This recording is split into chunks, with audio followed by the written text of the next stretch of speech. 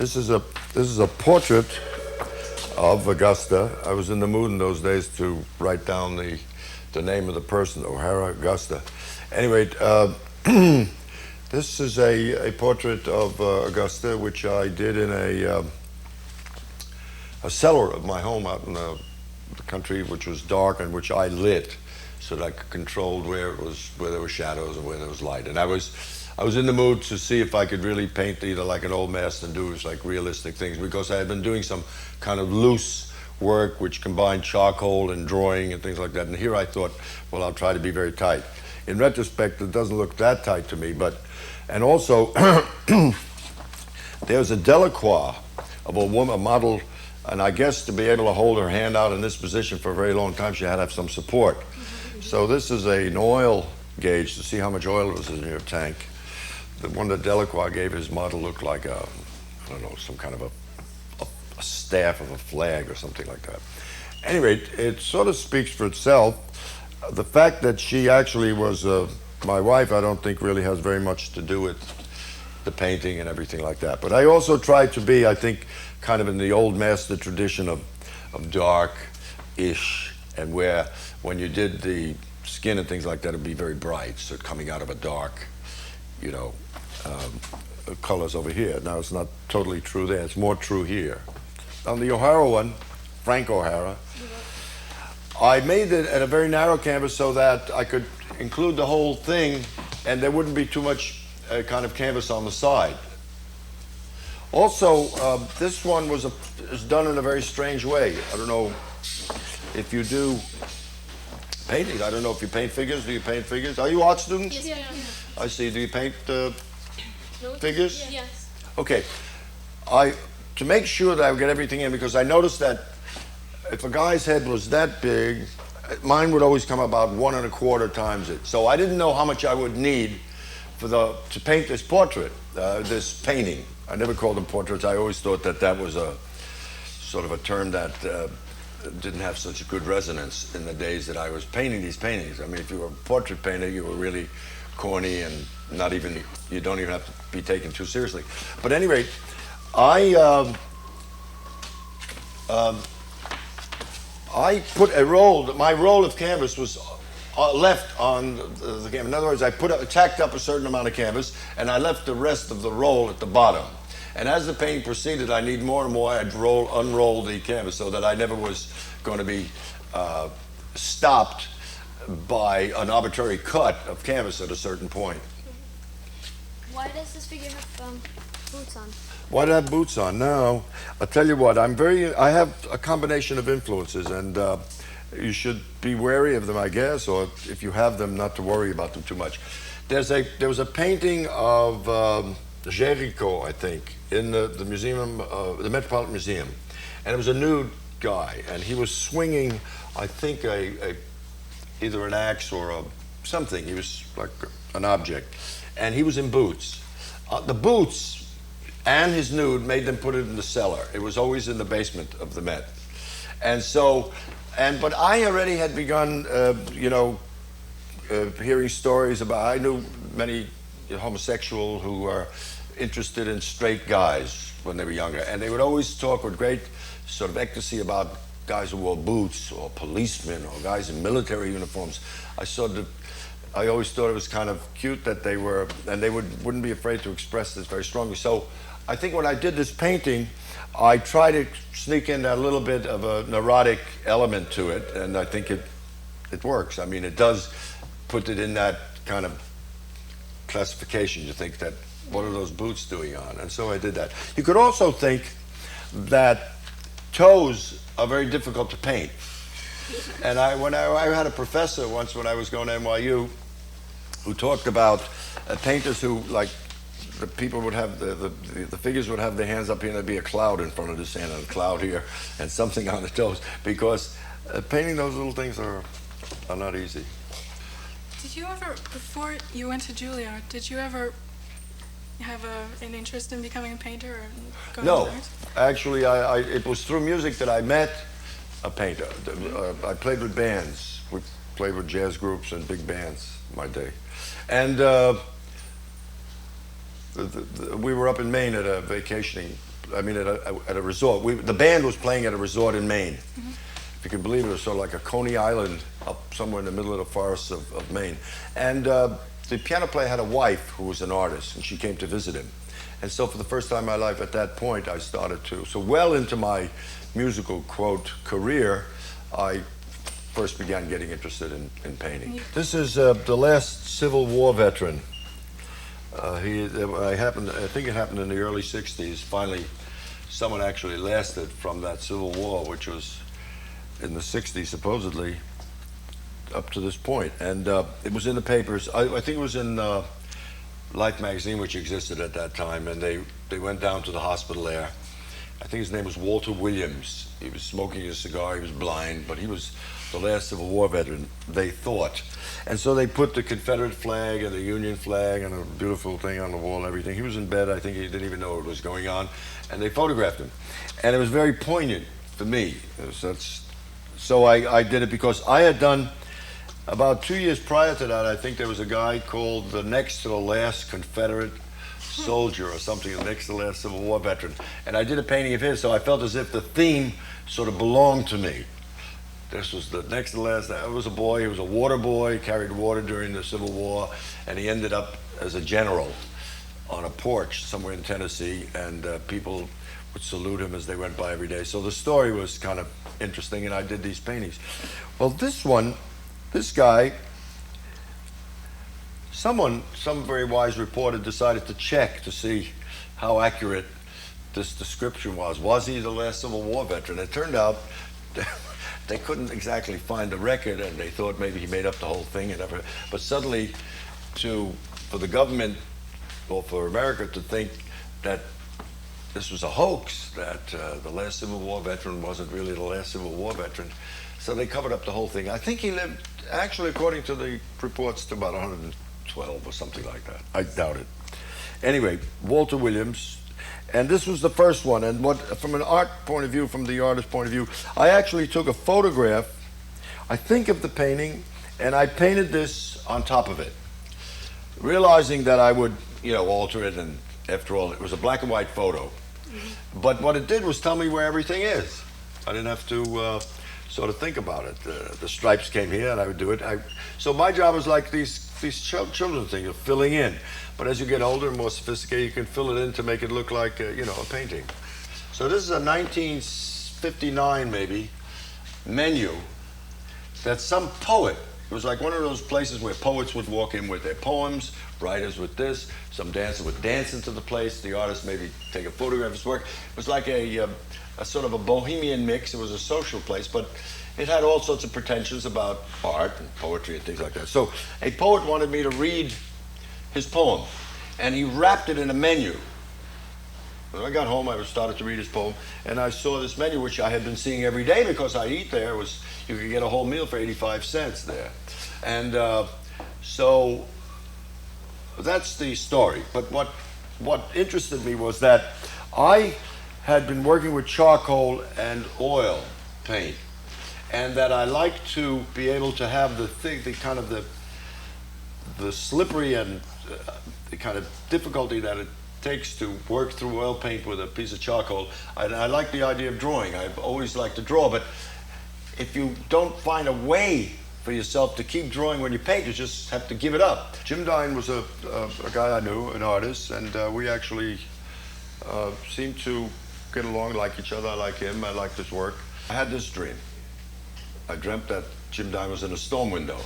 Now, it fit in so perfectly with what I was doing already, you begin to think that I was managing my dreams. I mean, I was able to get a dream that worked in perfectly with my work. So, since I tend to doubt myself or exactly what the real reasons for things are. But at any rate, I was doing, I think, three-dimensional work. So that's, again, you can see it's like a drawing and sculpture. I think that I may have been thinking of storm windows, or anyway, I had some experience with storm windows because of my place out in Southampton. And it struck me that there were the possibility of having it looked at this way, but then you could also have it at another position, and you would get something else. You see, well,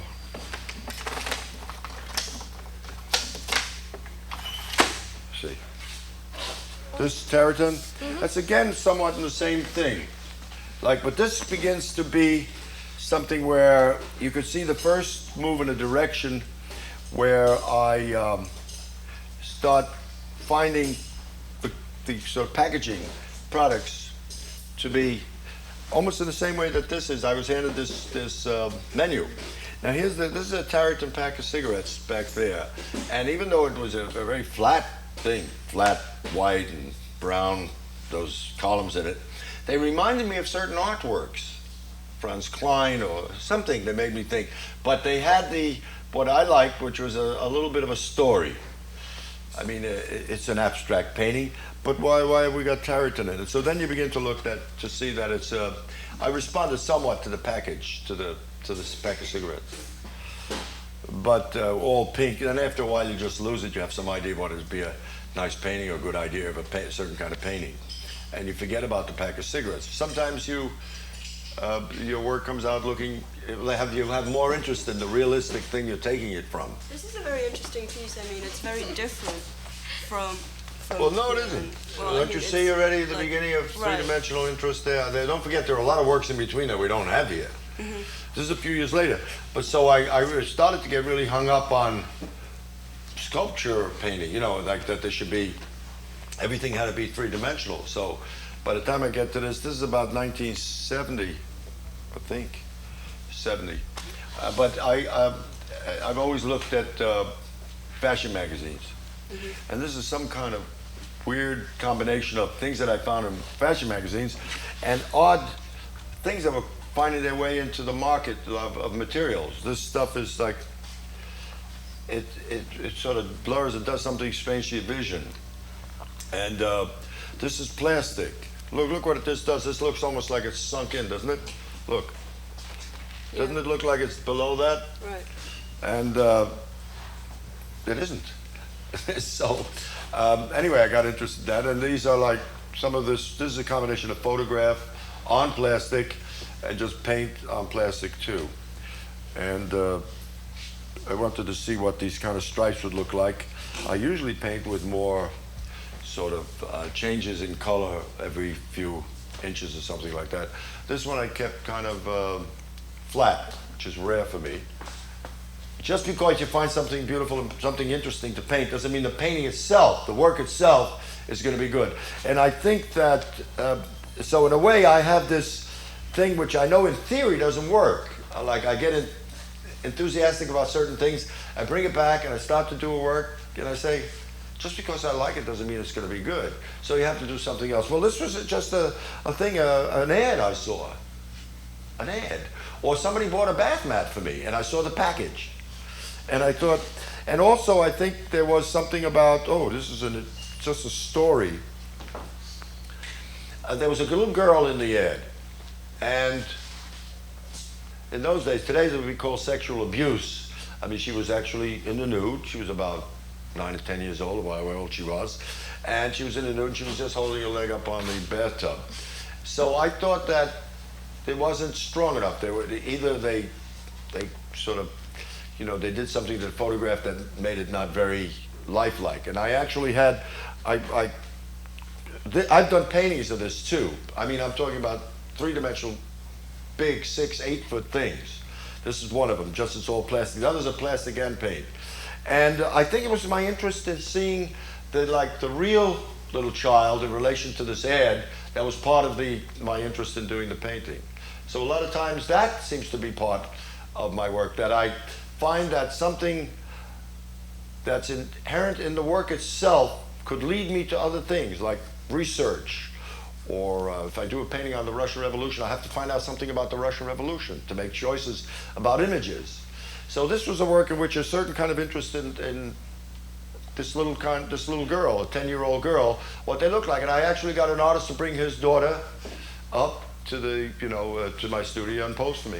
I think it was also about plastic. Look how many colors I got. I had to put all of this together. I mean, and I didn't mind this. This was absolutely necessary. And to put that in art, people putting screws in art and things like that at that time, if you got a little blemish in something, someone would say, "Did you mean this? I mean, you sure you want this thing in here?" So it was, not that I mean that I was so brave, but in order for me to actually make what I wanted, I had to employ those things. And whether you liked it or not was some other issue. Fassbinder's a German, he's dead now, but he was a filmmaker. He was, and he did certain things in his movies that I tried to really get in my paintings at this particular point, which was to introduce elements that suddenly made you think some impending thing was about to take place, and it didn't always happen. So he was kind of, he used that as a style in a way. So I tried it in this painting. I'm not sure I succeeded, but so there are things here which seem to make, like, what is this saxophone player doing with this nude pregnant woman? So you wonder, is the artist mean something? What is he doing? Is he playing her music? Is he? The saxophone player is you, isn't it? Yeah, I'm a saxophone player. But it just was to like distribute different images in different parts of the canvas. I like the work, but I somehow still don't like the color too much. I don't know why. It seems gritty, but someday I'll get at it. I like the, by this time, this is the only one here which is a way, it tells you about what I'm up to now. These works, this is a work that has to do with the way I work now, which is to make three-dimensional paintings in a certain way. They're like reliefs. Is that foam core? Is that Foam core, yeah, and canvas. Can you describe that technique? What? Can you describe the technique a little better? Technically? Yeah. Yeah, I paint it flat. I paint it on a canvas like that, painting behind you. And then I make determinations about where things stand in space. I mean, obviously this chair is the closest thing to us, or the saxophone player. So I build things in relation to that, in and out. And even though there may be a ½ inch or 2 inches difference, it seems to give me some kind of a thrill to, create some way to express my feelings about where things stand in space. The furthest back is that wall, or whatever it is back there, that color. So that's a whole sheet, all the way down, foam core. Then the next thing, as you can see, each thing that you repeat at the beginning has to be repeated fully because the layers have to keep coming out. But I don't really do that. I have these Rumpelstiltskin guys down in my studio, and they sort of know more about it, and they have more patience. And one of the things about being able to make money from your work is that you actually can have more extravagant fantasies about what you'd like to do, because you can actually hire people with patience. You can pay for patience even if you don't have it. So in a way, I'm able to express this, and this is done by, the three-dimensionalizing is done by other people. But I'm looking in on it, and I'm having, like say, I don't like that, I like this, or I don't like that, or we'd have discussions always, you see. Who is this person? It's John Ashbury, poet, friend of mine, who's been a poet his whole life, and actually has gotten to be quite acclaimed. I knew when he just started, and I decided to do this portrait of him with a poem of his. So this is a poem of his. I think he was actually commissioned to do this poem, something by the government. I think they were celebrating it was like, I think it was 76. 77, right. It was the year that I think they celebrated, the 200th anniversary of our great republic. And so he was asked to do a poem. And this was his idea of a patriotic poem, although more or less like his poetry, very good. And I thought it'd be very simple portrait, and then the whole thing a poem. And as you can see from the earlier things, writing in my art is not disturbing. I mean, I like it. It's like calligraphy, and it has some value for me. This came about again like an extra sort of, what would be the word, pinch from outside. Alex Katz, who's also a friend of his, the painter Alex Katz, did a kind of a portrait of him, or made a painting in which he used John Ashbury. While it's a very, very good painting, strong, lots of nice color, and I thought the portrait part wasn't very good of John. And so I found myself at a party sort of telling John, I'll do a portrait of you. And I didn't have this one in mind, but I worked very hard to try to get the portrait part on this, more almost than any painting. And it actually, if he was here, you would see that, although now, of course, 13 years have gone by, it really did manage it very well on that level. I did really get it looking like him. The motivation for this was just basically you want to do a portrait of him. Yeah, well, also he's a friend of mine, and he's an art critic. He's written some terrific things on art.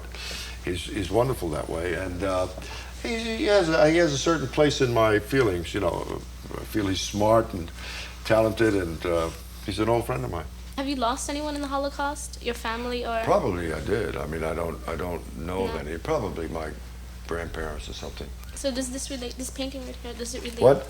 This painting right here, what relevance does it have to the fact that? Well, you don't have to lose someone in the Holocaust to be interested in the Holocaust, you know. But I don't, as I told you, didn't directly lose anybody, but it's a very serious thing that happened, you know. And so I always avoided the subject. I felt as if the subject was so vast and horrible that to do it was like a cheap shot, because anything you do almost would be remind people of that situation and make everybody feel sad and that it was awful. Everybody's come to the conclusion that it's awful. So I stayed away from it my whole life, for my whole painting life, although I was very moved, like everybody else, by the situation. And then I thought that I'd leave my my mark on the subject, just like every painter had at a certain point had to do a flower painting to show what he would do as painting flowers. So I think that I felt that I wanted to do it. I always did paintings of my sort of background. I somehow was interested in it, truthfully, and a lot of things came from the photographs were themselves done in Europe. I have relatives in Europe where a photograph of them ended up in my house, in my photograph collection. So I found those things interesting to do, and so this was like just taking one step more. And I think that I started to read Primo Levi, and Primo Levi wrote some fantastic books. He himself was in Auschwitz, and while most people, it's such a horrible subject, just like I avoided a lot of even reading about it, like it just struck me as impossible. But I got so interested in him because I was so surprised to see what a terrific writer he was, which seemed to lie outside of his just relaying his experiences at Auschwitz. He wrote other books, and then he started to really write for newspapers, and all his essays got in. I read books on his essays and all that. He struck me as a fantastic writer. And I just decided to do an homage to him, like to pay attention to him. So I did 3 portraits of him. And it couldn't help, since his identity was more or less about the Holocaust, I couldn't avoid sticking in things about the Holocaust. This is one of the things, although I did very large works of him. And that is from the 2 separate elements. One is a photograph of him. He actually was going to invite me to Europe to take photographs. I was going to want to take photographs of him myself. And then it all was okay, and he died. He committed suicide. So my ability to, photograph him was a little thwarted. And so some go-between, a guy called Furio Colombo, believe it or not, got me the photographs of him, and I started to work on that. If there was one artist you could spend a day with, who would it be, living or dead? If there was one artist, what? You can spend a day with. A day with? Yeah. Who would it be and why? Let's see, who would it be with?